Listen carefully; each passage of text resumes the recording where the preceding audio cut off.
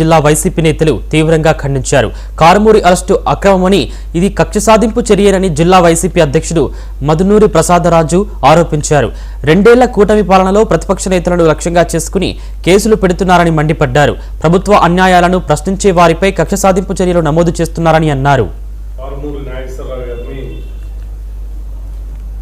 మద్యం కుంభకోణం కేసులో ఈడీ అధికారులు అరెస్ట్ చేయడం జరిగింది.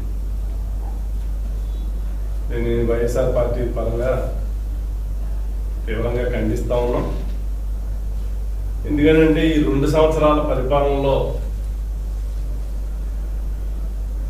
అనేక కేసులు, కక్ష సాధింపు చర్యలు ఈ ప్రభుత్వ పరిపాలనలో చూస్తూ ఉన్నాం.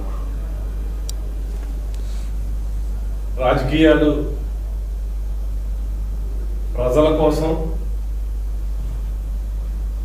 రాష్ట్ర సంక్షేమం కోసం, అభివృద్ధి కోసం, లేదు గత ఎన్నికల్లో ఇచ్చినటువంటి వాగ్దానాల అమలు కోసం పనిచేయకుండా ఓన్లీ వైఎస్ఆర్ పార్టీ నాయకులు